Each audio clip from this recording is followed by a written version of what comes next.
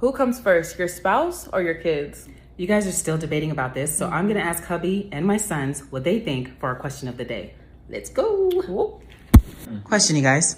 Who comes first, parents or kids? I'm not really sure why this would be a debate, because to me it's pretty clear. When we got married, I made a vow to you. So you and I are in covenant. And the benefits of our relationship flow down to the children. So my first priority is always going to be my queen. I'm going to take care of her. She comes first when I make decisions. And then that will foster a healthy relationship between us. And the fallout from that benefits the kids. I think a lot of people focus too much or prioritize their kids a little too much, and then they do it over their relationship. So now it's this divide, in the household. So it's like you said, if you guys are healthy, your kids are gonna be healthy. You guys are doing good, your kids are gonna be doing good. If you guys love each other, being loving, being supportive, your kids are gonna reap those benefits. There really is no priority. I think the only time there's a priority if one person of the family is threatening the other, then that's the only time that question has context or should be answered, right? Because if you're an actual family, it's like a circle, right? And if it's a circle, it should be an equal distance. So that means an equal priority and an equal amount of concern or protection over the people in the family, right? Everybody's supposed to love each other and protect each other just as much. Now, if there's one person in that circle who's threatening another, then that's when the priority should take place. So if a child is threatening the relationship of the parents, or the child is acting out against the wife, then the husband steps in, and then that's where priority takes place. But other than that, there is no priority because you're a family. So if you're a family, you're supposed to act as one. So I think the first two sound nice, and we like to walk and try to live in this world where my spouse takes priority over my kids. But I think it's unrealistic because it just doesn't work that way. You can take something as simple as, let's say, the newborn stage. Once you have a child, right, everyone kind of gets put on the back burner because if this child is up screaming in the middle of the night because it needs to be fed, but your spouse is, I don't know, sick or needs some type of attention, guess who's going to get that attention first? The screaming child who can't do anything for themselves. Well, that's not what they mean. That's not what they mean. But that's the reality of it. That is the reality of it. We're not talking about huge priority given, right? We're not talking about necessarily life or day. We're talking about day-to-day, everyday activity. And I think when you say, oh, my husband gets the priority over my children, or my wife gets the priority over my children, you're thinking about those big things, and you're not really actually thinking about what that means. What the last guy said about everyone, it being one circle and it being equal, that makes the most sense, right? You have to prioritize in the realm in which you live, right? Unfortunately, there are lots of people who have quote unquote happy, healthy relationships with one another and horrible relationships with their children or no relationship with their children because they have prioritized their relationship so much it's neglected the relationship with their children. And that's an extreme case, but it does happen. Right. It to me, it seems like, first of all, I just want to say that the one person in there that made the most sense and that was close to a more of an accurate response in my mind was the last son. The first two, they kind of touched on the fact that, okay, as long as our relationship is good. And that's important. Please don't misunderstand that. Right. That means that the relationship between the parents and the kids are good, or that the kids are just going to be good in general. That's not necessarily true. If I get into a car accident and I protect my wife, that doesn't mean the kids in the back seat aren't getting hurt in some kind of way. It's the same situation here. I can love my wife and have a great time with her and do everything that I need to make sure that she's well and she's happy. But that doesn't mean that my kids are happy. No. They can see you guys being happy. Now, as you just said, now it's very important that your kids see that you and your husband or you and your wife are happy, because that shows them how a relationship should work, how two people loving each other should look. And that's very important because it will help them foster great relationships. But that doesn't mean that your kid is not going to look at this and be like, man, I just feel like I'm being kind of left on the back burner. I need X, Y, Z, but my parents are too worried about having their heads in the clouds and stuff like that. It is very important to have that relationship with your spouse. In my mind, of course, you should have that great relationship with your spouse. But I would say you can't do it at the expense of your child. And I'm sure that everybody would be saying, well, that's not what they mean. But it kind of sounds like it to me. I have to ask, in what fashion is this question being posed? Because again, like you said, you're not thinking about certain aspects of this. Obviously, you can bring up all kind of hypotheticals. Well, what if the child is sick? Are you going to make sure you're taking care of the husband or the wife first before you take care of the child? Because no matter how you wrap it, at some point, somebody's going to take a back seat. Yeah. At some point, there's no way in the world you can always put your spouse first above your kid. And I don't think that you should, because there's a span in life, that your child should definitely be held at more of a priority than the person that you're in a relationship with. And I'm not saying that you should just completely neglect your spouse. That would be detrimental to the relationship. And if you are in a relationship or in a marriage like that and you're being neglected by your spouse, then yeah, that's not right. I think prioritizing has to be fluid. It has to Right. work for the situation, right? So, for instance, our baby boy loves to play. That is his thing. He wants me to come and sit down and play these made-up games with all the action figures and all the superhero doll houses and all of that all the time. That's all he wants to do, right? I have to decide in that moment, right? Am I going to stop and play with this 4-year-old, or am I going to go and spend time with my husband? Right. And this is an everyday decision that I have to make. Right. Every single day, because Right. every single day he wants me to play with him. I work outside of the home. He works from home. So when I get home at the end of the day, that's the time that we have to spend together. But it's also the time that I have to spend with the children. Right. So every day I have to make the choice. Is today the day that I'm going to spend my 1.5, 2 hours before bed playing with this 4-year-old, or am I going to spend 1.5, 2 hours before bed spending some time with my husband? Which Right. one is it going to be? Prioritizing can be as simple as that. And Right. today the 4-year-old may win, and tomorrow the husband may win, because it's just. And I know y'all might say, well, time management. That little boy don't want half an hour of playtime. Okay, Right. he wants all of it, every last minute of it. Half an hour is not going to work for him. So it really is a matter of who gets it today. Right. That's just, again, something as simple as that. It's a day-to-day, sometimes a minute-by-minute decision on who gets your attention in that moment, especially if you have small children. But then you can even say, especially if you have older kids, like teenage Right. kids, because unfortunately, we all know as they get older, they want to spend less and less time with the you. parents. And when they do want to spend time with you and you don't adhere to it in that moment, then you've missed that moment. Right. So again, you have to choose. Am I prioritizing this fleeting moment I have with this teenager, or am I spending it with my husband, who I haven't spent time with in days, Right. for whatever reason? And then you get to the point to where we know how teenagers are. When they get to a certain age, like you just said, they want to spend it out with friends and stuff like that.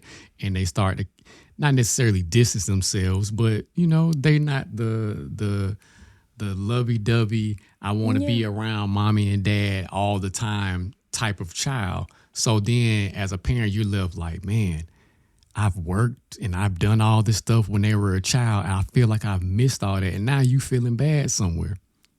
Yeah, Like what- we experience it now with our goddaughter. Like, she's 16 years old. She doesn't want to spend every weekend with us. So when she does, if we had something else planned, guess what?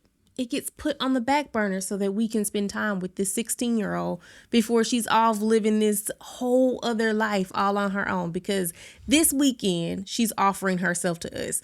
We don't know when we're going to get it again. Right. Right.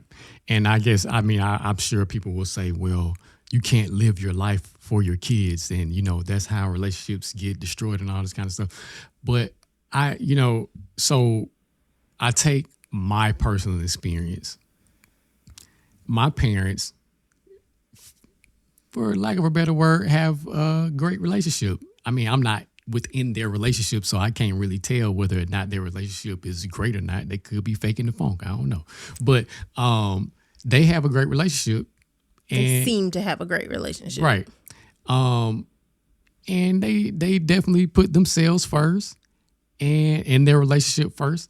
But our relationship between the kids and the parents is not where it should be. And I can't say whether or not that's because of that them putting their relationship first or what. But I can speak as a child and say that, okay, I watched them, two parent household, and everybody don't have that. A lot of people got single parent households, so they don't have anything to really compare it to except for what they see with maybe their friends or what they see on TV. But what I can say is, as a child that grew up in that type of dynamic, is it's not always good for you to just prioritize just your spouse just because you feel like you have a covenant with them. Yes, you went to the courthouse or you stood in front of the altar and you said these vows to one another. Those vows aren't going anywhere, but you did add a person to the family that can't really survive for a certain amount of time without your time and your attention. And if you're taking your time and your attention and only giving it to your spouse, which obviously I can hear y'all now. Well, they didn't say they only give it to their spouse. Just go with me. You take most of your time and your attention and you prioritize that time and that attention just to your spouse and kind of leave your kid on the back burner, then that puts your kid in a certain mind space to feel like, okay, I'm not receiving something specific from my parent. Now, you may be able to communicate with your spouse what you're not receiving from your spouse, but I don't think most kids, one, are taught how to communicate upward like that to their parent. Right, or allowed, because the generations before now, especially now, no parents was listening to a kid. You're seen and not heard, so you have to put yourself in a selfish place when you are prioritizing your spouse over your kids. And like you said, the priority should be in motion, should be fluid, should be interchangeable, should be able to sub this out for this and nobody be offended. You should be able to work as a unit. It's like a spinning top. Like it's just forever moving, and it should look like somewhat of a perfect circle where everybody is fitting in where they need to fit in. Because again, at some point, somebody is going to have to take a back seat. And that's just what it is. And I think that if parents were able to not look at this as a priority type of stance and more as a family unit moving in a certain direction, then maybe things would work out or shape up to be better as far as how the kid grows up to view relationships with not only their romantic partner and friends, but with the parents. Because it's so many parents and, so many kids right now that have gone no contact with their parents. That's crazy. It's sad. That's very sad. And it could be because somebody was prioritizing something over their child. If you have me and you feel that I'm not a priority, then why in the world would later in life I make you a priority? Because my question for the family in the video would be, if something happens with the kid and something is happening with the spouse, what do you do? Who do you choose? Who do you put on the back burner? Because you're one person. You can't, I guess you could stretch yourself thin. but then that's not healthy for you. Nope.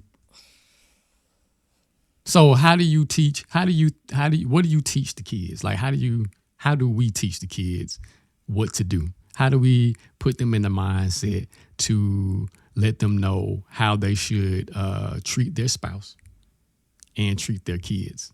I think for us, we simply talk to our kids. Like, there are times where we tell them, all right, y'all got it. Play together, watch TV, chill out. Mommy and daddy are going to spend some time together because we haven't been able to spend a lot of time together. So we want to spend some time together. And our kids understand that. That 4-year-old sometimes still does not care, but he's 4. So what do you expect?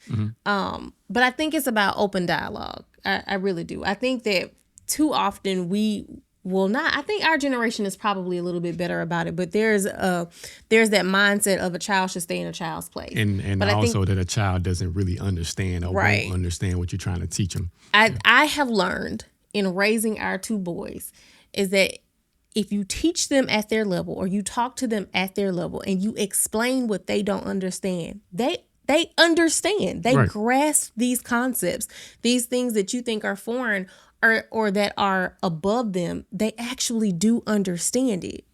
Like, I think a problem here is that, and I don't know what happens in other cultures anywhere else in the world or even here in America that are other cultures that are not American. But I think we have a very bad problem with treating our kids like they're remedial. Yes, I would agree. These kids understand a whole lot more than what you think. And the thing about it is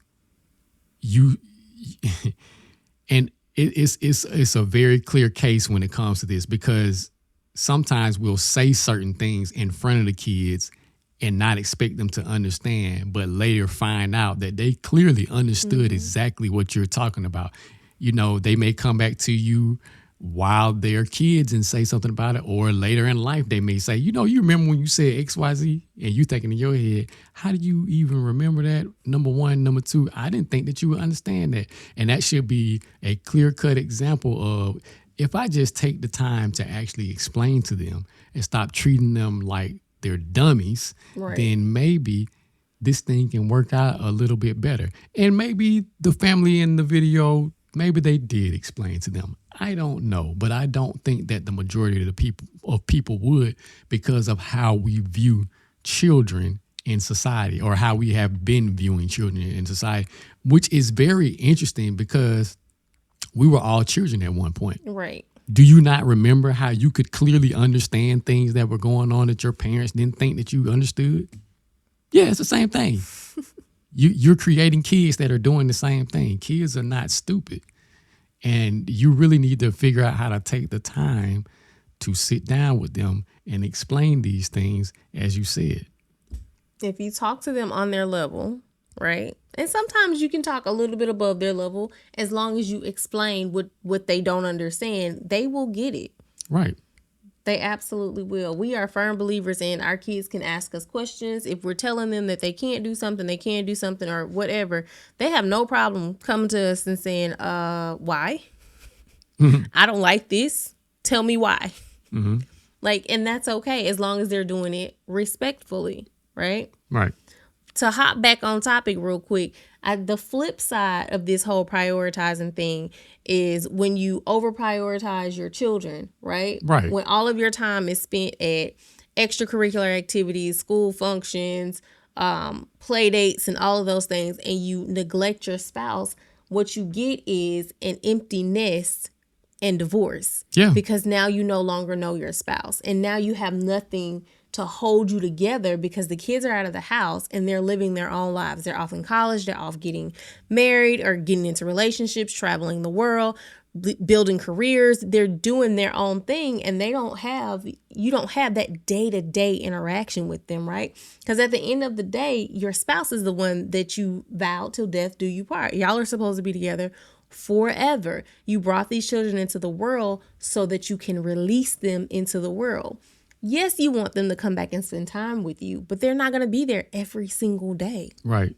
And honestly, I think that's what the conversation should really be about. It should be about finding that balance, not just spending priority time with just one specific person and not prioritizing the other. Not to say that they're not spending or parents aren't spending time with their kids, but sometimes you'll teeter off the edge in one direction and then you'll try to teeter the other direction and you don't have that balance and you just bouncing back and forth and you stretching yourself thin and things are becoming a bit tight. They're becoming a bit stressful. And again, you got to find that balance. And nobody's saying you're going to do it perfectly every single time, because you're not. We're human and we make mistakes and we're not perfect. We're not going to always find the balance. We're not always going to walk that line, and that's okay. As long as you remember to correct where you're teetering off. It's fluid. Right. And again, that's what you got to understand. Just don't teeter off. and maybe I'm tripping. And maybe that's what they're trying to say. Maybe they're trying to say there should be a balance. It doesn't sound like it, but I want to give people the benefit of the doubt. I think that's what the last guy is saying. Yeah, definitely. But typically when I hear this back and forth, because this has been a conversation recently that I've been hearing, it's typically, no, kids come first. No, your spouse come first. No, why is this even like the dad said? I'm not sure why this is the argument. But then he went right into, well, actually, it's not an argument, because clearly my wife comes first. Okay, sir, I don't know about that. Because what happens when wife is no longer there and the kids felt like you didn't prioritize them or you didn't give them what they need? Then what? You might need them kids. You might need them. So it's just like that balance is key. And I always talk about balance in everything that I discuss when it comes to this relationship space. That's what it seems to be missing in all of these conversations, the balance. Everybody is always on one side versus the other side, not realizing that most of these issues are actually more neutral than what we realize. But I don't have anything else. You can either close us out or drop whatever else you want to drop. No, that's it. I just think prioritizing has to be fluid. You have to work within the moment, day by day, minute by minute, second by second if you have to, and just make it fluid. You have to do what works for you. And I think that's always going to be my takeaway from all of these relationship conversations is you have to do what works best for your relationship, whether that be romantic, parental, child to child, child to parent, sibling to sibling, friend to friend. You have to do what works within that relationship. And don't be selfish. Right. Because that'll kill every single one of those relationships. Every one of them. But that's all I got. That's it. Like, share, subscribe, hit the notification button, and we'll see y'all next time. Peace. Night.